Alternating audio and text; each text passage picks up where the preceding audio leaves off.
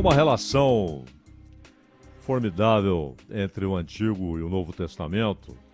Além de ambos falarem da mesma pessoa, você tem umas tipificações, aliás, muito bem estudadas por dois cristãos chineses, o Watchman Nee e o Witness Lee, e também antes pelos irmãos independentes do Reino Unido, né?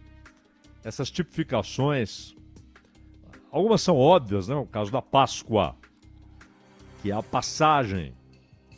Então, a Páscoa inaugural, a Páscoa judaica, registrada lá no livro do Êxodo, é exatamente a primeira Páscoa, é aquela que precede a saída de Israel do Egito, saída do cativeiro.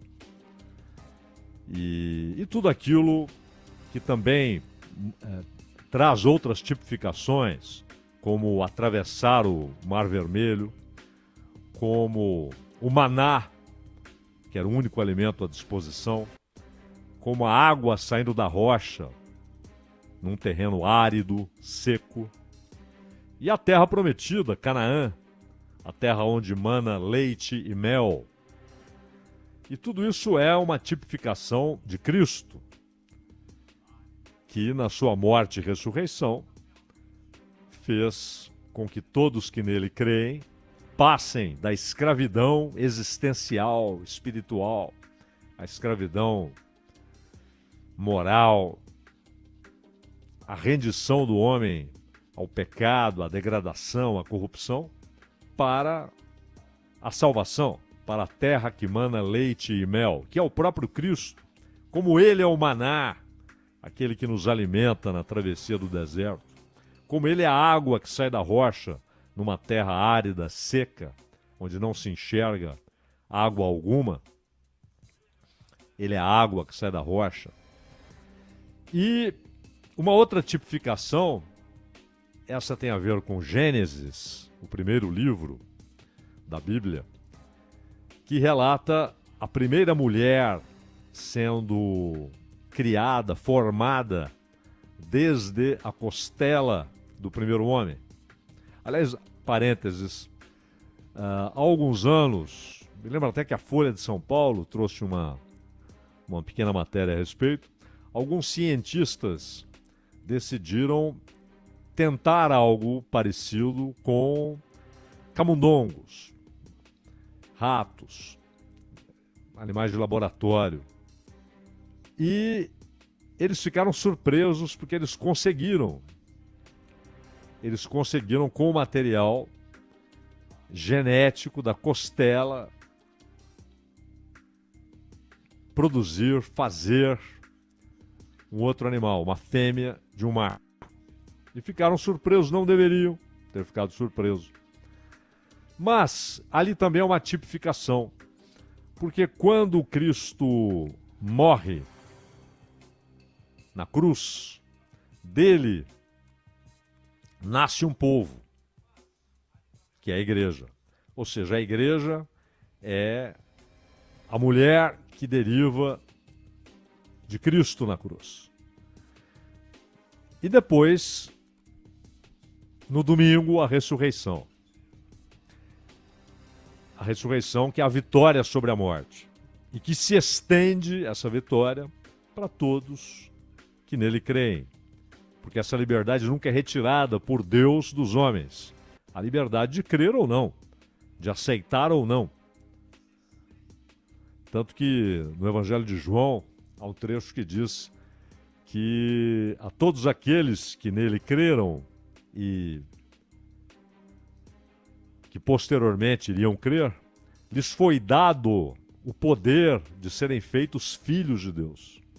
Porque se tornam filhos de Deus, porque o unigênito, que é Jesus Cristo, ou seja, o Filho único, o unigênito, torna-se primogênito, o primeiro de vários.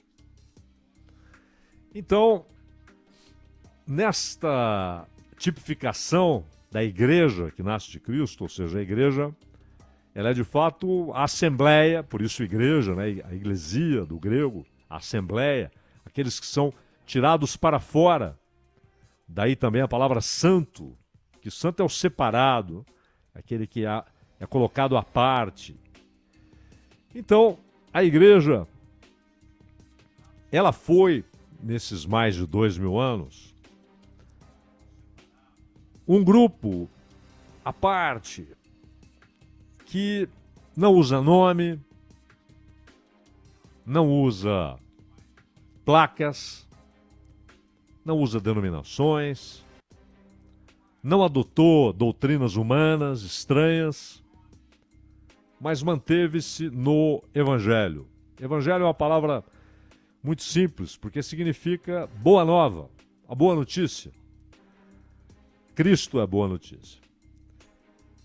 Só que a igreja, na verdade, como corpo místico, ela é a assembleia toda dos salvos. Os que estão em doutrinas equivocadas, mas creem.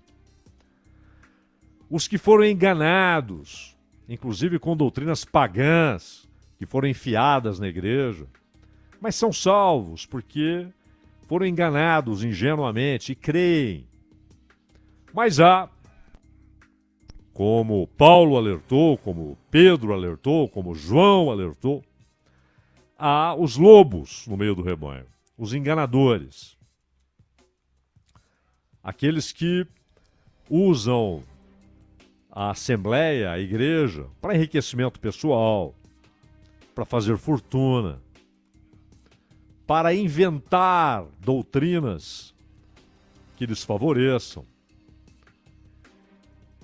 E como não estão, de fato, em Cristo, eles se misturam e se conformam ao mundo. Há uma carta de Paulo em que ele diz: não vos conformeis ao mundo ou com o mundo. Esse conformeis com o mundo não quer dizer ficar conformado, quer dizer não tomar a forma do mundo. Ou seja, a nossa pátria é a celestial, é a Jerusalém celestial, a nova Jerusalém. Mas grande parte do cristianismo conformou-se com o mundo,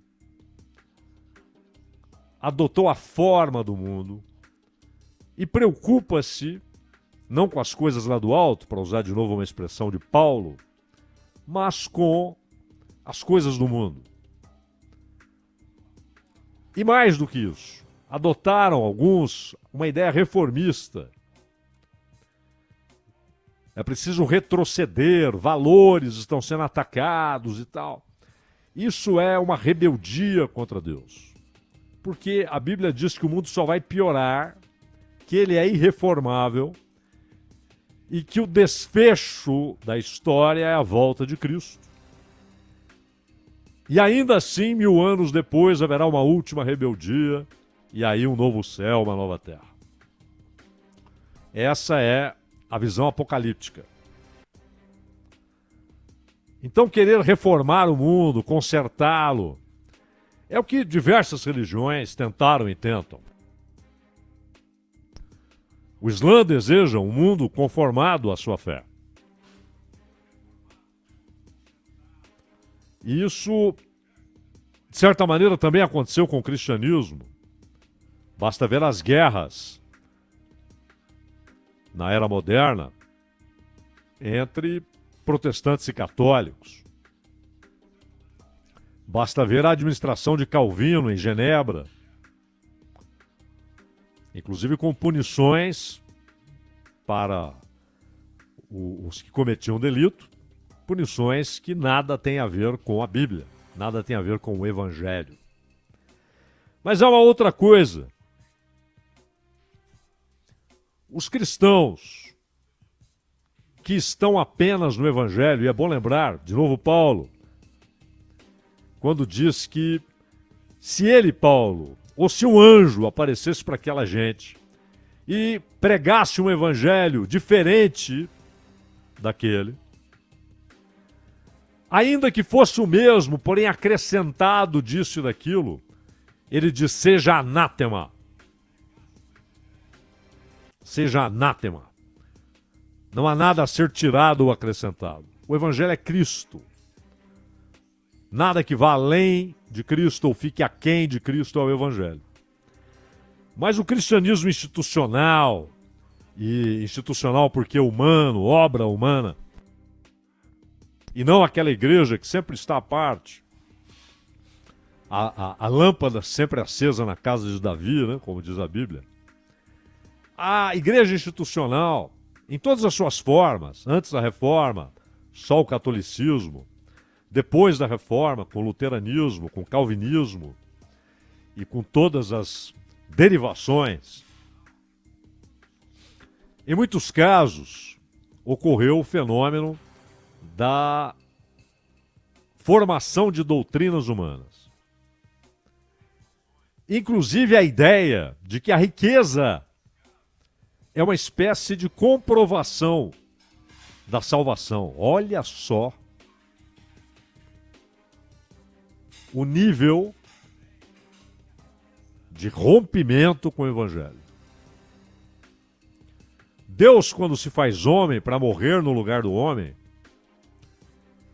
isso é a essência bíblica. Deus se faz homem para morrer no lugar do homem, para salvar o homem. Ele não vem como um rei, ele não vem como um guerreiro libertador, ele não vem como um príncipe cheio de ouro e prata. Ele vem e nasce em uma família muito pobre. E em certo momento da vida ele diz: o filho do homem, que é ele próprio, o filho do homem não tem onde reclinar a cabeça. Era um momento da vida dele que ele não tinha onde dormir.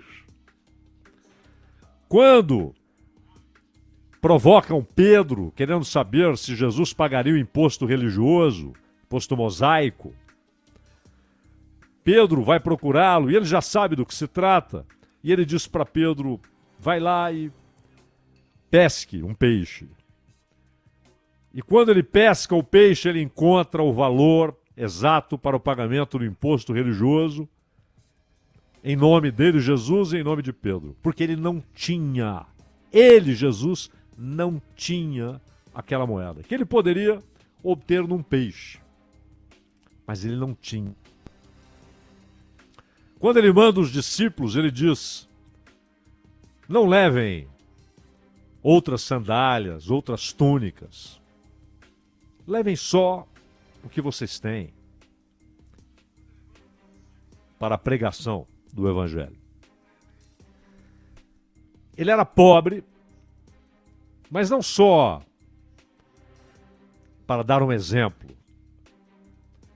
A relação de Deus na Bíblia com os pobres. Você encontra, por exemplo, num livro escrito cerca de 700 anos antes do nascimento de Jesus, o livro de Isaías, que diz, por exemplo, no primeiro capítulo, de cara: aprendei a fazer o bem, atendei à justiça, repreendei ao opressor, defendei o direito do órfão, pleiteai a causa das viúvas. Os teus príncipes são rebeldes e companheiros de ladrões. Cada um deles ama o suborno e corre atrás de recompensas. E aí diz, atenção: não defendem o direito do órfão e não chega perante eles a causa das viúvas. É bom lembrar que o mesmo Deus que diz: vossa pátria é celestial, pensai nas coisas lá do alto, ele também quer que o seu povo odeie tudo que ele odeia e ame tudo que ele ama. Deus ama as pessoas, os animais. Deus odeia a opressão, a injustiça. Tanto que diz aqui, ainda em Isaías, agora no capítulo 3, o Senhor entra em juízo contra os anciãos do seu povo e contra os seus príncipes. Vós sois os que consumistes esta vinha. O que roubastes do pobre está em vossa casa. O que roubastes do pobre está em vossa casa. E aí é Deus perguntando: que há convosco que esmagais o meu povo e moeis a face dos pobres? Diz o Senhor dos exércitos. Isso está no 3º capítulo de Isaías. Ou seja, a opressão contra os pobres, a exploração dos pobres é algo que deixa Deus indignado. Ainda em Isaías, agora no 5º capítulo, ai dos que ajuntam casa a casa, reúnem campo a campo, até que não haja mais lugar, e ficam como únicos moradores no meio da terra. Ai dos que ajuntam casa a casa, reúnem campo a campo, até que não haja mais lugar. E no versículo 10, esse é muito especial. Ai dos que decretam leis injustas, dos que escrevem leis de opressão para negarem justiça aos pobres, para arrebatarem o direito aos aflitos do meu povo, a fim de despojarem as viúvas e roubarem os órfãos. Muitos que se dizem e até se acreditam cristãos e acreditam que estão no Evangelho, se ouvem esse texto e não o conhecem e não sabem onde ele está, a procedência, provavelmente gritaria: isso é coisa de comunista. Pois bem, um jovem procurou Jesus, aí já no Novo Testamento, é claro, e quis saber como ele fazia para ganhar a vida eterna. E Jesus disse: cumpra os mandamentos. Ele disse: mas eu cumpro. Eu não mato, eu não roubo, eu não adultero. E aí ele diz: se queres ser perfeito, era um jovem rico, se queres ser perfeito, se queres ganhar a vida eterna, vai, vende os teus bens, dá aos pobres, e terás um tesouro no céu. Depois, vem e segue-me. O que ele está dizendo basicamente é: livra-te daquilo que te aprisiona, daquilo que te escraviza. Se queres ser perfeito, vai, vende os teus bens, dá aos pobres e terás um tesouro no céu. Depois, vem e segue-me. Tendo, porém, o jovem ouvido esta palavra, retirou-se triste, por ser dono de muitas propriedades. Então disse Jesus a seus discípulos: em verdade vos digo que um rico dificilmente entrará no reino dos céus. E ainda vos digo que é mais fácil passar um camelo pelo fundo de uma agulha do que entrar um rico no reino de Deus. Os discípulos se assustam. Mas quem poderá ser salvo? E ele diz: isso é impossível aos homens, mas é possível a Deus. Ou seja, se alguém tem riqueza, pelas circunstâncias da vida, herdou, conseguiu com o seu trabalho, esse não é o impedimento definitivo à salvação. A não ser que aquilo seja o Deus da pessoa. Não é possível, não se pode servir a Deus e a Mamon. Mamon era uma divindade pagã ali na região da Síria. Ou seja, o Deus da fortuna, do dinheiro, aquilo que depois na civilização greco-romana chamavam de a deusa fortuna, né? Bem depois de Mamon. O que Jesus disse é: não se pode servir a Deus e a Mamon. Ou se serve a um e se odeia o outro, ou se serve ao outro e se nega um. Se nega um para servir ao outro. Não dá para servir aos dois. Não é possível servir. E ali ele não está falando de Mamon especificamente, mas como representação da prostração ao dinheiro.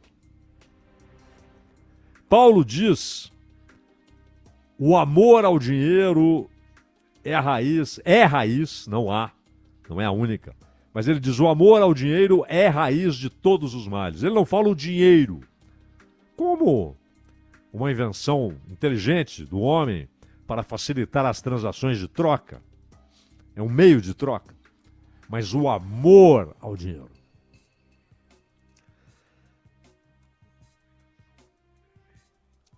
E aí, isso está no versículo,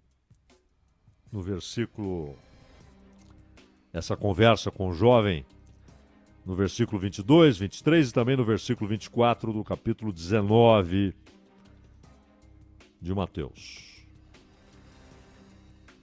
Quando Jesus entra numa sinagoga e lhe dão um livro para que ele lesse, lhe deram o livro do profeta Isaías, e abrindo o livro, aquele que citamos bastante aqui, Isaías, abrindo o livro, ele sabia o que ele buscava.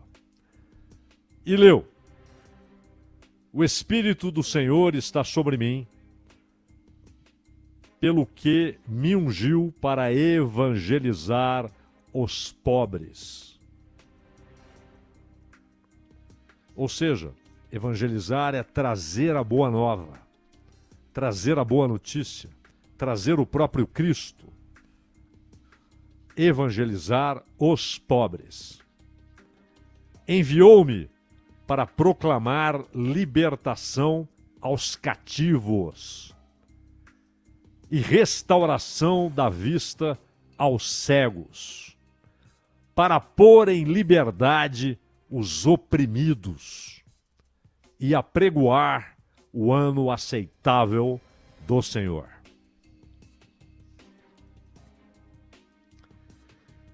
E olha que conseguiram depois, na igreja, desenvolver a doutrina de associar a prosperidade material e a riqueza a um sinal de salvação. Não é um decreto de perdição, mas claro está que não é um sinal de salvação. Até porque havia aí embutida, por analogia, a ideia de que a pobreza era um sinal de perdição. E isso é antibíblico, isso é anticristo. Nós vimos aqui, no Antigo e no Novo Testamento, a defesa do pobre, do oprimido, do cativo. Eu vim para evangelizar os pobres. Eu vim para evangelizar os pobres. E vim para libertar os cativos, para pôr em liberdade os oprimidos, para restaurar a vista aos cegos. Esse é Jesus Cristo. Este é Jesus Cristo. Então, quem fala em seu nome deve ter temor, porque é em nome deste homem que está falando. Para dizer o oposto do que ele disse. E por fim, quando, voltando a Isaías, 700 anos antes da vinda de Cristo, Isaías fala de Cristo, 700 anos antes. Ele diz: quem creu em nossa pregação? e a quem foi revelado o braço do Senhor.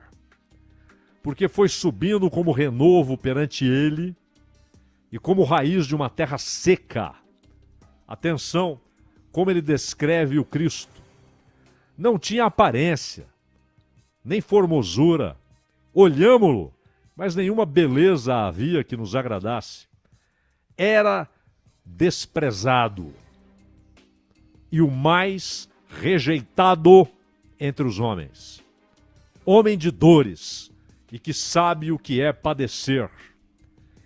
E como um de quem os homens escondem o rosto, era desprezado e dele não fizemos caso. Certamente, ele tomou sobre si as nossas enfermidades e as nossas dores levou sobre si. E nós o reputávamos por aflito, ferido de Deus e oprimido. Mas ele foi traspassado pelas nossas transgressões e moído pelas nossas iniquidades. O castigo que nos traz a paz estava sobre ele, e pelas suas pisaduras fomos sarados. Todos nós andávamos desgarrados como ovelhas, cada um se desviava pelo caminho, mas o Senhor fez cair sobre ele a iniquidade de nós todos. Ele foi oprimido e humilhado, mas não abriu a boca. Como cordeiro foi levado ao matadouro, e como ovelha muda perante os seus tosqueadores, ele não abriu a boca. Por juízo opressor foi arrebatado, e de sua linhagem quem dela cogitou? Porquanto foi cortado da terra dos viventes. Por causa da transgressão do meu povo, foi ele ferido. Meu caro Ronald Gimenez. 1 minuto e meio para as 4 horas. Este é o Bandeirantes Acontece. O tema de abertura você já sabe, mas é sempre importante repetir, vira podcast, é o Entendendo a Notícia, que daqui a pouco estará nos principais agregadores, no nosso site, nas nossas redes sociais.